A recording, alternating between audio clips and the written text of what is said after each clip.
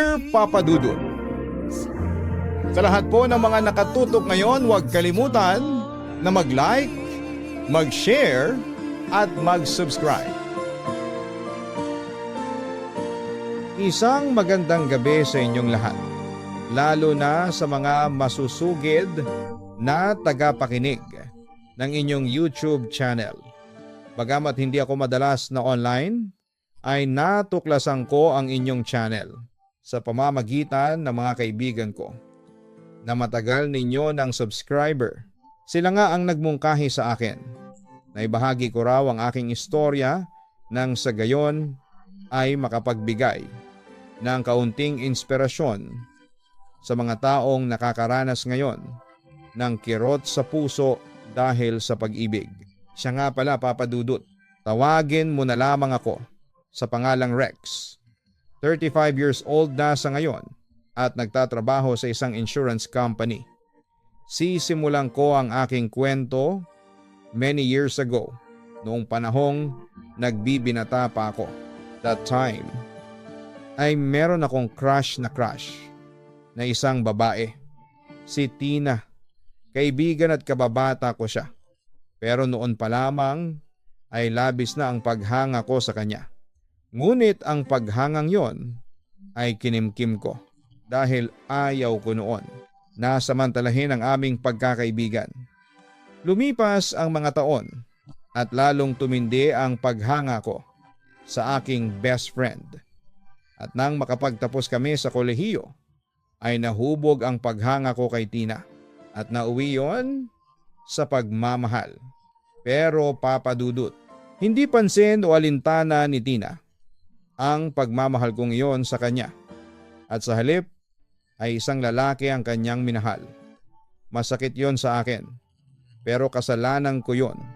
Torpe kasi ako. Pero sa paglipas ng panahon ay lalong sumisidhi ang damdamin ko sa kanya. Kaya unti-unting nawala ang pagkatorpe ko at kinalaunan ay nagkaroon ako ng lakas ng loob upang ligawan ko siya. Tina, mahal kita. Sa totoo lang, matagal ko nang gustong ipagtapat sa iyo ang nararamdaman ko. Pero nahihiya ako. Pagtatapat ko sa kanya isang araw. Pero tumingin siya sa akin ng malungkot. Nakaramdam kaagad ako ng kaba. Parang alam ko na kasi ang kasunod noon. Sorry Rex, pero kaibigan lamang ang turing ko sa iyo. At saka may iba na akong mahal. Si Pete, pag-amin ni Tina sa akin. Nasaktan ako pagkarinig ko sa katotohanan yon. Huli na pala ako. Iba na ang may-ari ng puso ng babaeng sinisinta ko. Bakit Tina? Ano bang meron kay Pete na wala ako? Tanong ko sa kanya. Halos maiyak na ako ng mga oras na yon. Pero pinigilan ko lang. Oo, inaamin ko. Mabait ka, maalaga, maalalahanin. Pero kahit na anong gawin ko, iba pa rin ang gusto ng puso ko. Kay Pete ko nakikita ang hinahanap ko sa isang lalaki, sa isang asawa. Patawad kung nasaktan kita. Alam ko Rex, makakakita ka pa rin ng babaeng mas nararapat kesa sa akin. Ang sabi ni Tina sa akin. Sa puntong yon ay napagtanto ko na wala na talagang pag-asa. Yun na siguro ang pinakamasakit na parte ng aking buhay. Masyadong nadurog ang puso ko at pakiramdam ko noon ay bibigay ang mundo ko. Kaya halos masiraan ako noon ng bait sa kakaiyak at kakaisip kay Tina. Buti na lamang at naroon ang mga kaibigan at pamilya ko upang sumuporta sa akin. Dahil kung hindi, ay baka tuluyan na akong na-depress. Maraming buwan ang lumipas ay lalo akong nasaktan nang makatanggap ako ng balita na ikakasal na pala sina Tina at Pete. Gusto kong mag-move on. Pero hindi ko maialis si Tina sa aking puso't isipan. Ewan ko ba kung ano ang meron sa kanya. At mahirap siyang kalimutan, pero sa huli ay wala na rin akong nagawa at hinayaan ko na lamang. kung saan masaya ang babaeng pinakamamahal ko. March 2014 ang nakatakdang kasal ni Tina at Pete, pero Pebrero pa lamang ay nakatanggap na ako ng imbitasyon mula sa kanila. Hindi na sana ako dadalo noon sa kasal kung hindi lang ako pinilit ng aking kaibigang si Ara. Dumating ang araw ng kasal. Nagpa siya akong umupo na lamang sa dulo ng simbahan, malayo sa ibang bisita, habang umaalingaw-ngaw sa buong paligid ang wedding bells. Ako naman ay pilit na pumipigil sa sarili na umiyak. Ayaw ko kasing umagaw ng eksena, kaya nagpretend pa rin ako na masaya. Pero papadudot, ayaw paawat ng mga luha ko sa mata at pasimpleng tumulo sa aking muka. Rex, umiiyak ka ba? Usisa sa akin ang kaibigan kong si Ara. Pagkaupo niya sa aking tabi, agad kong pinunasan ang luha sa aking mata. Ara, bakit hindi ka sumama? Magpicturan sa mga bagong kasal. Pag-iiba ko ng topic. Bakit ako sasama sa kanila? Nakita kita. Nag-iisa dyan sa isang sulok. Dapat nga ako ang magtanong niyan sa iyo sabi sa akin ng aking kaibigan. Hinawakan niya ang pareho kong kamay para i-comfort ako. Alam ko ang nararamdaman mo, wika niya. Kung hindi ko ba siya mahal, hindi ako masasaktan na makita siyang kinakasal sa ibang lalaki. Halos pabulong kong sabi sa kanya. Parang wala kasi akong lakas noong araw na yon. Hanggang kailan mo mamahalin si Tina? Malungkot na tanong niya sa akin. Hindi ko alam, tipid kong sagot. Lumingon ako kay Ara. Hinaplos naman niya ang aking pisngi. Masaya na siya sa piling ng iba. Kalimutan mo na siya, Rex, aniya. Kaso hindi ko alam kung paano ko siya makakalimutan, sagot ko. Nakita ko sa mga mata ni Ara ang labis na kalungkutan. Sa totoo lang, nasasaktan ako sa tuwing nakikita kitang malungkot at nasa ganyang kalagayan. Naapektuhan ako. Parang maiyak-iyak na sabi ng aking best friend. Please Rex, learn to get away and move on. Huwag mong sayangin ang buhay mo sa puro kalungkutan. Dagdag pa niya. Samantala, hindi namin namalaya ni Ara na napalapit na pala sa amin ang bride and groom. Rex, Ara, tawag ng boses ng isang lalaki. Pagkalingon ko. Ay si Pete pala. Hali kayo, sumama kayo dito sa picturean. Tawag naman ni Tina sa amin. Agad naman kaming tumayo ni Ara at sumama sa ibang mga taong nagpipicturean. Okay ka lang ba? Nag-aalalang tanong sa akin ni Tina. Napansin kasi namin ni Pete na umupo ka doon sa dulo. Ang totoo niyan, kanina pang masama ang pakiramdam ko. Ewan ko, pero parang sisipunin yata ako pag sisinungaling ko sa aking kaibigang si Tina. Pero ayoko namang mawala sa special occasion ninyong mag-asawa. Kaya pinilit ko pa rin pumunta. Salamat Rex at dumalaw ka sa kasal namin ni Tina. Wika sa akin ni Pete. Congratulations and best wishes sa inyo. Tina, Pete, masaya ako para sa inyo. Hangad ko ang kaligayahan ninyong dalawa. Bati ko sa kanila. While still pretending na masaya ako ng araw na yon, kinagabihan. Pag-uwi sa aking condo unit ay hindi ko na napigilan noon ang umiyak. Pakiramdam ko kasi ay nawala na sa akin ang pinakamahalagang bagay sa aking buhay. Kaya pagkatapos ng kasal na yon ay hindi na ako nagpakita pa kay Tina. Nasasaktan lamang kasi ako. Sa tuwing nakikita ko siyang masaya kasama ang kanyang asawa. Sinubukan kong mag-move on, papadudot. Pero hindi ko magawang kalimutan si Tina. Kahit na maraming babae ang namit ko, ay wala ni isa sa kanila. Ang nagpukaw ng aking isipan, si Tina naman kasi, ang babaeng first love at last love ko. Samantala, isang araw ay napagpasyahan naming mag-mall at manood ng sine ni Ara. Sagot daw yon ng kaibigan ko para naman daw sumaya ulit ang buhay ko. Nauna na akong dumating sa meet-up place namin sa isang coffee shop sa loob ng mall. Papa Dudut. Rex! Tawag sa akin ng isang babae nang lumingon ako. Laking gulat ko. Si Tina pala! Agad ko naman siyang pinaupo muna sa harapan ko dahil wala pa naman si Ara.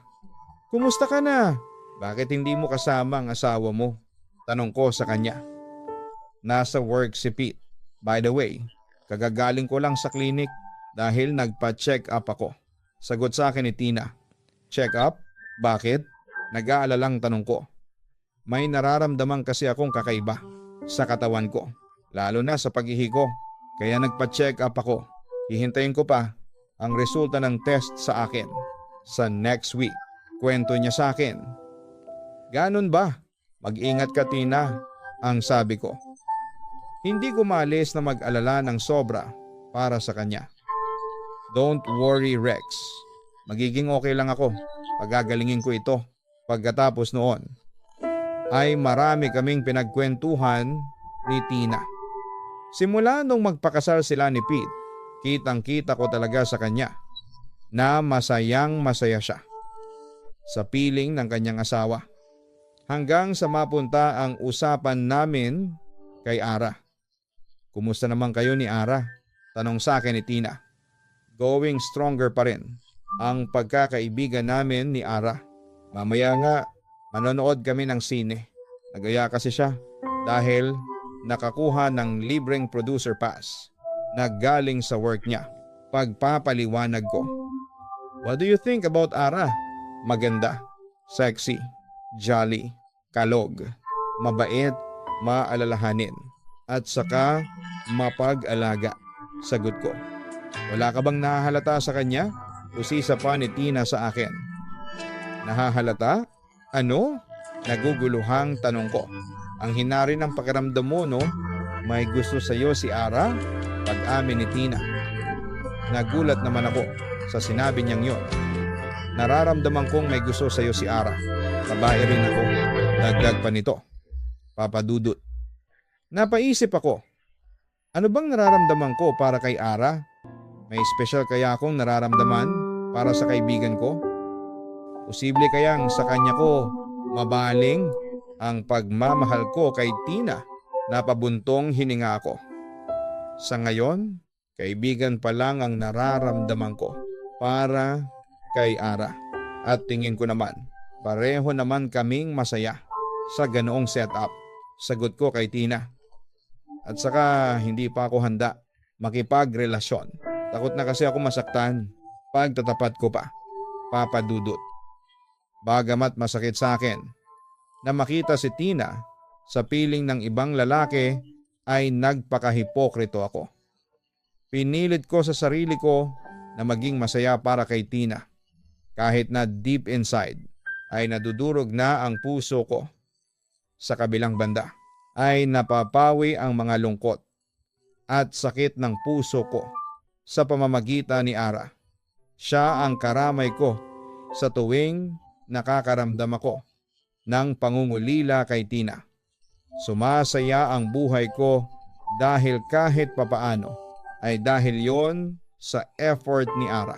Paano ba naman kasi? Bukod sa malakas na sense of humor ni Ara ay maalaga siya sa akin.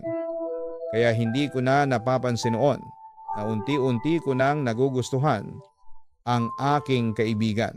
Hanggang sa dumating ang panahon na nag-decide akong ligawan siya. Nagbabaka sakali kasi ako na sa pamamagitan ni Ara ay makalimutan ko ng tuluyan si Tina. Kaya matapos ang isang buwan na ligawan ay sinagot ako ni Ara. Masaya na sana ang relasyon namin ni Ara. Nang muling bumalik si Tina sa eksena at this time ay dala niya ang isang nakakagulat na balita na nagpahina ng aking depensa sa pagmamahal ko kay Ara. Hiwalay na kami ni Pete pagtatapat ni Tina sa akin. Siyempre nagulat ako at naawa para kay Tina. Alam ko kasi kung gaano kamahal niya ang kanyang asawa. Tapos sa gano'n lang pala mauuwi ang lahat ng pagmamahal at sakripisyong ibinigay niya kay Pete. Ang sama ni Pete. Naging tapat naman ako sa kanya. Ginampanan ko naman ang tungkulin ko bilang asawa niya. Pero heto ang igaganti niya sa pagmamahal ko sa kanya. Ang sakit pala ng ganito. Ngayon naintindihan na kita, Rex. Pagpapatuloy ni Tina habang umiiyak siya sa harapan ko. Tahan na, Tina. Sinubukan kong i-comfort ang aking kaibigan. Masakit ang dinaranas mo ngayon. Pero matatapos din yan. Kaya mo yan. Kalimutan mo na ang asawa mo at isipin mo na lamang na hindi si Pete ang nararapat na lalaki sa puso mo. Payo ko sa kanya. May isa pa akong problema, sabi ng doktor mo. May problema daw ang mga kidney ko. May posibilidad na lumala ang sakit ko. Natatakot ako, Rex. Pag-amin ni Tina. Nagulat ako sa sinabing yon ni Tina. Nakaramdam ako ng labis na awa sa aking kaibigang pinakamamahal. Talagang mabigat ang mga pagsubok na kanyang pinagdaraanan at kailangan niya ng isang kaibigan na handang tumulong at umagapay sa kanya. At ako yon. Simula nang malaman kong nakipaghiwalay na si Tina sa kanyang asawang si Pete, ay sinamantala ko na ang pagkakataon upang muling magkalapit kaming dalawa. Araw-araw akong nakikipag-text sa kanya at palagi ko siyang inaayang lumabas sa mga panahong iyon. Ay alam ko sa aking isipan na may girlfriend ako sa katauhan ni Ara. Pero wala akong pakialam noon.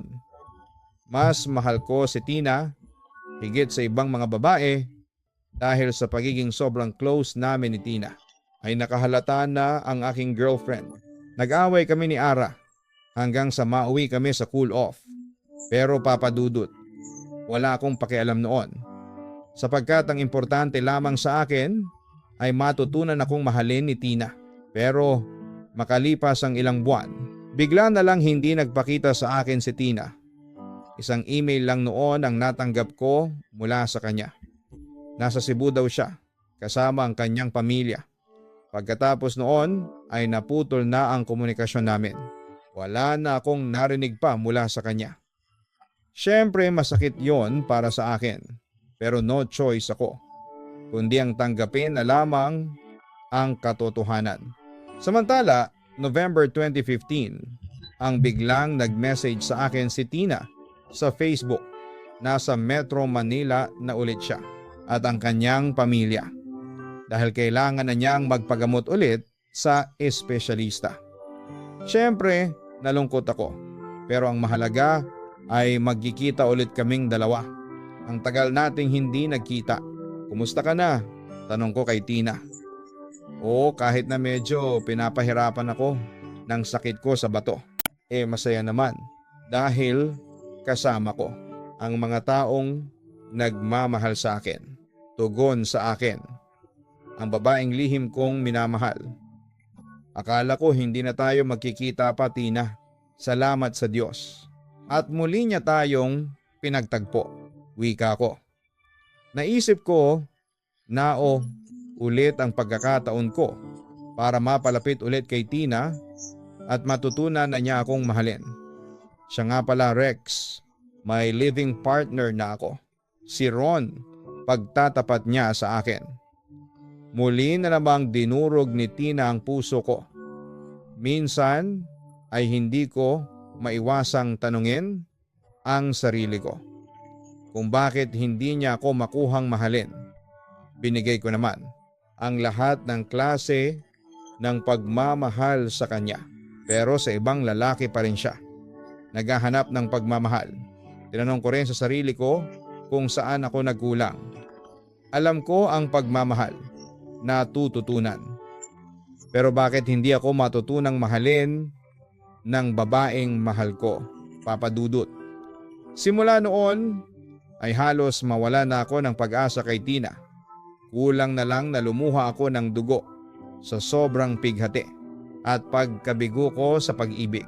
Sa tulong naman ng aking kaibigan at kamag-anak ay medyo nababawasan ng hapde at kirot sa puso.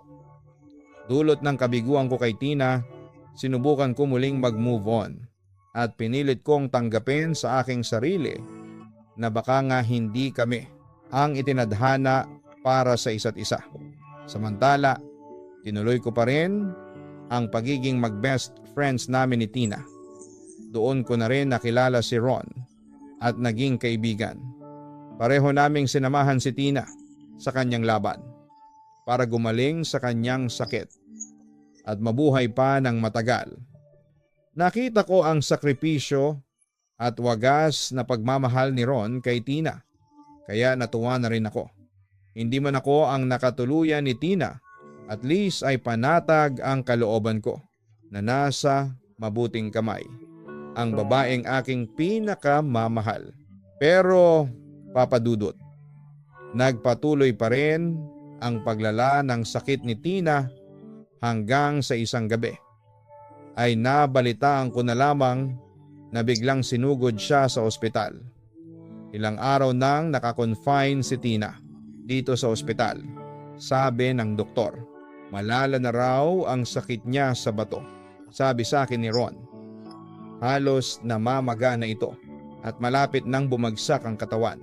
Ron, alam ko ang pinagdaraanan mo, pero kailangan mo ding alagaan ang sarili mo. Kailangan mo ring magpahinga. Suhestyon ko sa kanya.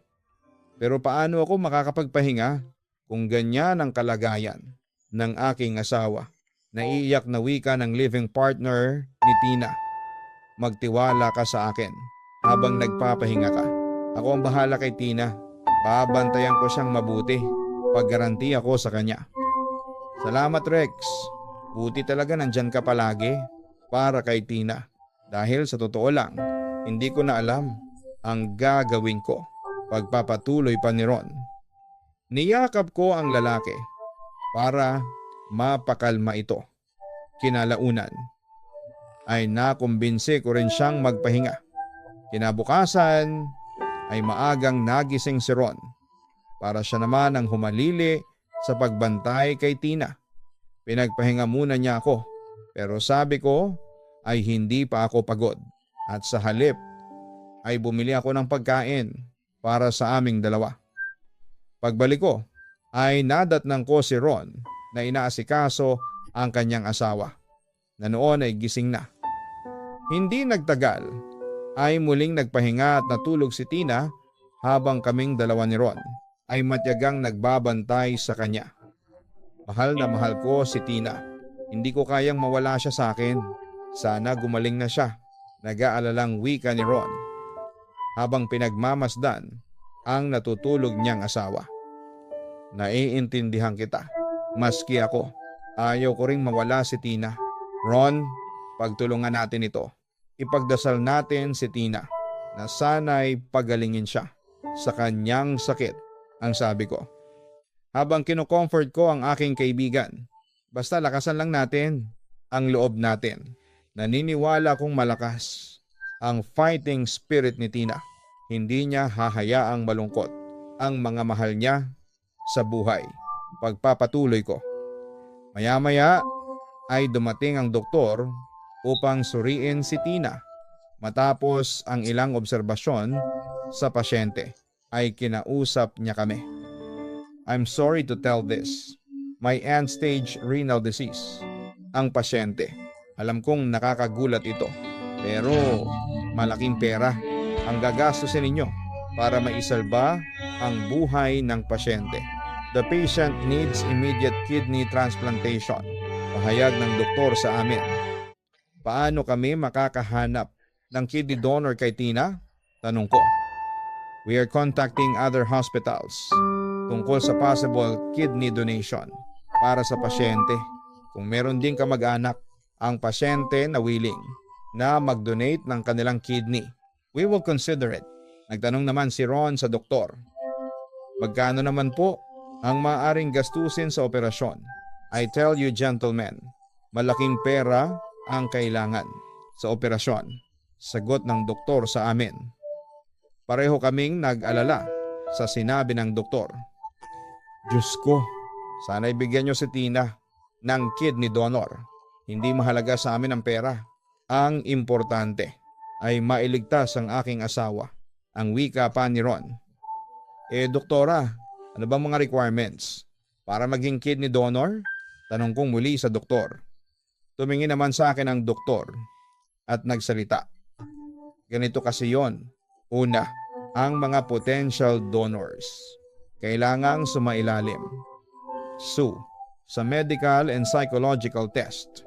Kapag pumasa doon, ang isang potensyal na donor ay ipapaliwanag namin sa kanya ang posibleng maging epekto sa kanyang katawan ng pagdodonate niya ng kidney. Kung okay na ang lahat, saka lamang isasagawa ang kidney transplant sa pasyente. Paliwanag niya. Napatingin ako sa natutulog na si Tina. Ramdam ko ang hirap na pinagdaraanan niya at dahil sa nananaig pa rin ang aking pagmamahal sa kanya, kaya isang desisyon ang aking ginawa. Handa kong maging kidney donor niya. Napalingon si Ron sa akin at hindi makapaniwala sa kanyang narinig mula sa akin.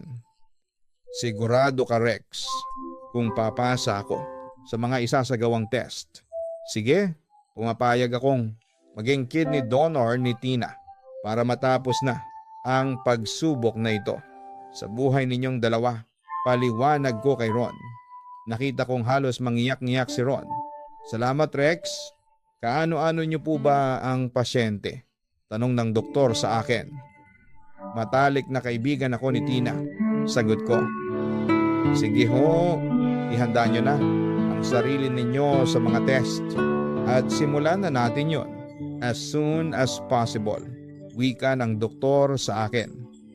Dahil sa labis na pagmamahal ko kay Tina ay handa kong ialay lahat sa kanya, kahit pa ang buhay ko. Hindi ako nagdalawang isip noon na i-donate ang aking isang kidney sa kanya. Agad akong isinailalim sa test at nang makitang qualified ako bilang kidney donor ay agad na isinagawa ang operasyon. Kinalaunan ay naging matagumpay ang kidney transplant ni Tina. Nakita ko ang labis na pagmamahal ni Ron kay Tina. Hindi matatawaran ang pag-aalaga at sakripisyo niya sa pinakamamahal niyang babae. Oo, inaamin kong nakaramdam din ako ng inggit kay Ron sapagkat mahal siya ni Tina at hindi ako.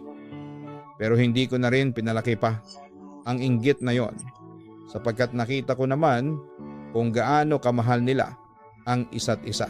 At that point, Papa Dudut, ay naunawaan ko na ang salitang pagpaparaya. Sa kabilang banda ay nagulat na lamang ako isang araw nang muling magsalubong ang landas namin ng ex kong si Ara. Ngumiti siya sa akin at ramdam ko pa rin ang init ng pagmamahal nang yakapin niya ako. Rex, na-miss kita. Kumusta ka na? Balita ko'y naoperahan ka daw. Wika niya na halatang nag-aalala. Huwag kang mag-alala, Ara. Okay na ako. Nagkwentuhan kami pagkatapos. Napag-usapan namin na kaya ako inoperahan dahil nag-donate ako ng kidney kay Tina. Ang swerte naman ni Tina. Wika niya na may halong inggit. Mahal na mahal siya ng lalaking mahal ko. Napatingin ako kay Ara. Mahal mo pa rin ba ako? Sa kabila ng lahat ng nagawa kong kasalanan sa iyo, tanong ko sa kanya. Wala nang lalaking makakapantay para sa iyo. Ikaw lang ang mahal ko. Handa akong magsakripisyo at maghintay. Umaasa pa rin ako na balang araw ay mamahalin mo rin ako. Hihintayin kita, Rex. Ang pagtatapat ni Ara na mahal pa rin niya ako. Lalong nagpagulo sa aking isipan. Bagamat si Tina pa rin ang nasa isipan ko, ay naaawa naman ako kay Ara sapagkat pareho kami ng pinagdaraanan sa buhay pag-ibig. Pero ayaw ko naman siyang gawing panakipbutas, kaya minabuti kong itigil ang komunikasyon ko sa aking ex-girlfriend hanggang sa mabalitaan kong pumunta si Ara sa Canada. Pero bago siya umalis ay nagpadala siya sa akin ng liham na dadalhin niya. Ang pangako niyang hihintayin ako sa kabilang banda ay nabalitaan kong na-confine ulit si Tina sa ospital 1 buwan matapos ang matagumpay na kidney transplant. Agad akong pumunta upang alamin ang kalagayan ni Tina at kinalaunan ay napagtanto kong maayos na ang kalagayan nito. Kaya habang nasa ospital si Tina ay madalas ko siyang dalawin at kumustahin. Heto, mabuti na ang pakiramdam ko, although patuloy pa rin sa pag-inom ng gamot. Sabi kasi ng doktor sa akin, 3 buwan pa raw ako na magme-medicate. May posibilidad kasi na i-reject pa ng katawan ko ang bago kong kidney. Si Ron naman, bumili ng gamot sa botika. Sagot ni Tina sa akin. Pero ang mahalaga, mabuti na ang pakiramdam mo ngayon. Alam kong gagaling ka rin ng tuluyan. Marami ang nagmamahal sa iyo, sabi ko sa kanya. Rex, nabalitaan kong ikaw raw ang kidney donor ko. Salamat isa ka talagang tunay na kaibigan. Utang ko sa iyo ang buhay ko. Walang anuman yon, Tina. Basta tatandaan mong kahit buhay ko ay handa kong ialay para sa iyo. Maya-maya ay nakita kong lumungkot ang ekspresyon ni Tina. Sa totoo lang, nagigilty ako dahil sobrang bait mo sa akin. Guilt ako, in a sense na hindi ko maibigay sa iyo ng buo ang puso ko. I'm sorry, Rex. Aniya. Wala kang dapat na ikagilty, Tina. Oo, inaamin ko na mahal pa rin kita, pero tanggap ko na rin na kahit kailan ay hindi magiging tayo. Ang sabi ko sa kanya, sabay ngiti. Patunay na hindi na ako nasasaktan. Alam mo, ang swerte mo dahil nakatagpo ka na rin ng lalaking magmamahal sa iyo ng tapat. Pahalagahan mo si Ron dahil bihira lang ang lalaking katulad niya. Hangad ko ang kaligayahan ninyong dalawa. Biling ko pa sa kanya. Naiiyak na napangiti sa akin si Tina. Pagkatapos ay niyakap niya ako ng mahigpit. You're one of a kind. Napakaswerte ng babaeng nakatakda para sa iyo. Ang sabi pa niya sa akin. Tumango ako at gumanti ng yakap sa kanya. Yun ang huling beses na mayayakap ko ang babaeng pinaka-mamahal ko. Pagkatapos noon ay masaya akong nagpaalam kina Tina at Ron. Kasabay ng pamamaalam ko ay iniwan ko na rin ang lahat ng feelings ko para sa kanya. Nagpatuloy pa rin naman ang komunikasyon ko kay Tina hanggang sa huling buwan ng taong 2018 kung saan ay nagpakasal na sina Tina at Ron. Saglit lang akong dumalo sa kasal pero umalis din para bigyan ng moment ang dalawa. At doon ko na-realize na tapos na ang yugto ng aking kabaliwan para kay Tina at totoong masaya na ako para sa bagong kasal.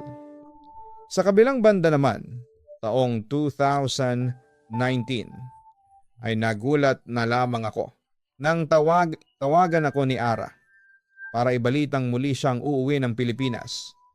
Nanumbalik ulit ang friendship naming dalawa. Tapos ay nalaman ko na nag-apply at natanggap siya sa opisinang pinagtatrabahuhan ko. Lalo kaming nagkalapit ni Ara hanggang sa unti-unting na-develop ang feelings namin para sa isa't isa.